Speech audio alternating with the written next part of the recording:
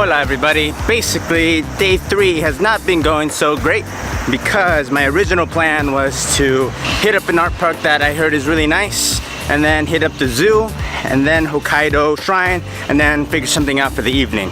But when I got to the park, I realized this was my fault. I didn't look up that it closes at 10, so I was like, okay, I have plenty of time. So rather than rush things, oh, also, I woke up later than expected, so that's why I was rushing. So I figured, okay, since it closes late, I'll head over to the zoo and then the shrine, and then come back here for the later in the day. When I got to the zoo though, Google didn't say anything, no indications until I finally got there. Apparently it's closed, so that sucked. So I went to the 7-Eleven right next door. I drank a milk that I thought was good. It wasn't good. So I just had a quick snack and then I was sad. But then I'm like, well, this is what happens when you travel. Sometimes unexpected things come up, you know, so it's fine. So I found something else to do. We're going to Mount Hokkaido, I think it's called. Basically, it's where one of the sites for the Sapporo Winter Olympics was at. And apparently there's a nice museum there and it's just a cool view. So I was like, yeah, let's go there. And then hit up the Hokkaido Shrine next and then head back to that park and have a great time. Because positive attitude has positive outcomes. So let's keep going and let's have some fun in Hokkaido on day 3.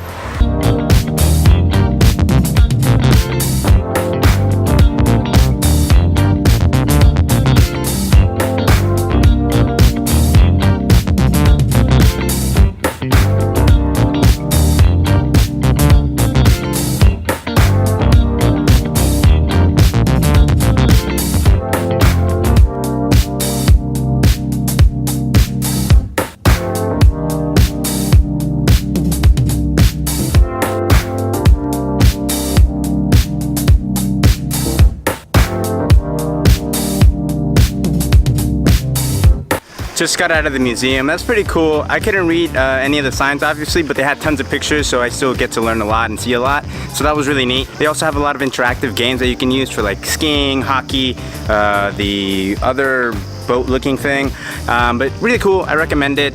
But the main reason I came here is not for the museum, but rather the ski lift. I've never gone skiing or snowboarding in my life, but I've always wanted to use one of those. So let's see how that goes. And at the top, there's a beautiful view. So as you can see, right behind me is that beautiful view I was talking about. We still have a little bit to go, so it's only gonna get better from here. The ride's not too bad. It's pretty comfortable. Reminds me of this ride at the Santa Cruz Beach Boardwalk, which is a theme park near my home. Kind of nice, you know, nothing special. Pretty smooth, I think, too. The only thing I'm worried about is dropping my camera. You know, I'm not too worried if I fall myself because it's not too high, so I think I'd be okay. It's only like 10 feet.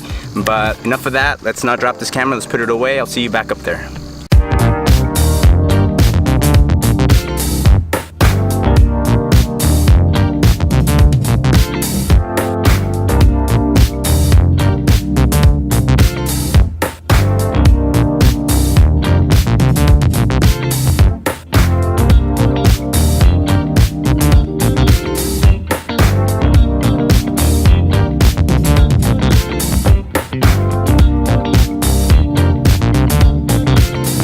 From what I have noticed, Sapporo doesn't actually have a lot of shrines. That was like the big main one, and it's nice, but I think it's a little simple compared to other ones, especially the ones in Kyoto. Granted, Kyoto has a longer history. I think that's probably the reason though. Sapporo's pretty new compared to other main cities that I've been to, so less time for shrines to come up, or maybe they were just too busy trying to survive here that they didn't build any. After all that walking though, I'm hungry, so let's go grab a bite to eat and head over to that park that I was telling you about.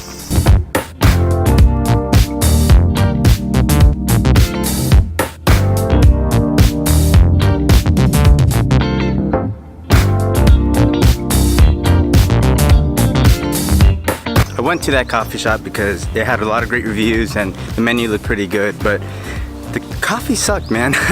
Maybe I just don't like coffee, but it seems like the more expensive it gets, the worse it tastes.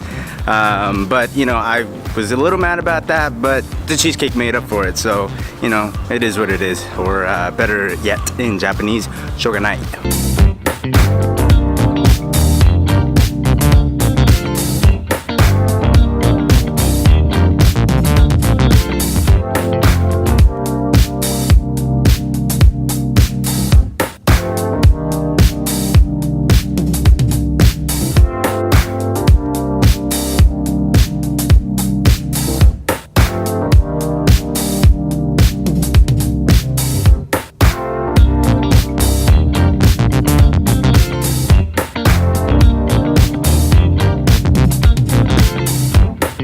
park we're at now used to be a landfill, but the city of Sapporo basically hired a guy named Isamu Noguchi. He's a Japanese-American sculpture person.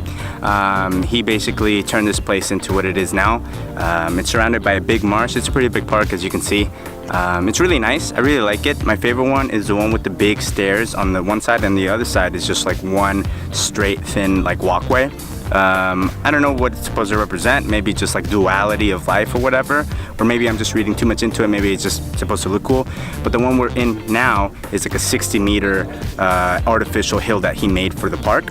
One side is just one straight linear stairway all the way to the top, pretty tiring for me at least, and then the other side is like this stairway that's like really curved. So I guess he was really trying to talk about like the duality or something, or again maybe it just looks cool. It's really peaceful up here. This is another viewpoint where you can watch the city lights come on at night. Overall, I think this park is great. It's a great place to come and just relax. It's open most of the day though, so if you're ever here and just want a really relaxing place to look at some nice cool landscape, come here. It's really great. So I'm probably gonna stay here a couple more minutes so I can catch a bus out of here, grab something to eat in the city, and that's it. Just probably hit the hay after that. So I'll see you guys back in the city.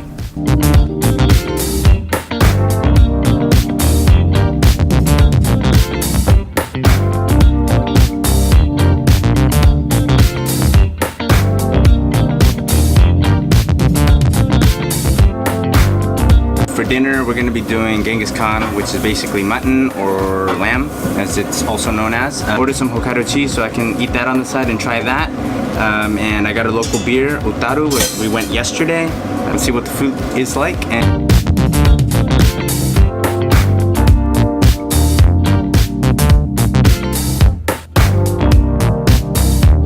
So as I'm eating, I'm talking to the person serving me, and he's really great. He's been talking to me in English, Japanese. He's been very patient and very helpful.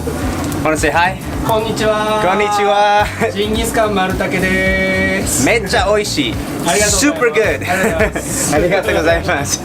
Yeah, it's a great time in here. It's just me in here, so it's nice, but super kind service, I think. So I love Japan. Mutton was delicious. I don't know how to describe lamb, but I just know you have to try it. It was amazing. And I dipped it in this sauce that had a little bit of curry in it, so it gave it like a nice flavor. The beer was actually pretty good too. Probably not my favorite. I don't like it as much as I did the black Sapporo beer that I had a couple nights ago, but it was still pretty good, I think. Go ahead and check his restaurant out whenever you come to Hokkaido. It's delicious and he's a great guy. So that's where I think I'm gonna end this video tonight. I'm pretty tired, so I'm gonna go back to my hotel and go to sleep. So hasta luego, everybody. I'll catch you guys on the next one tomorrow.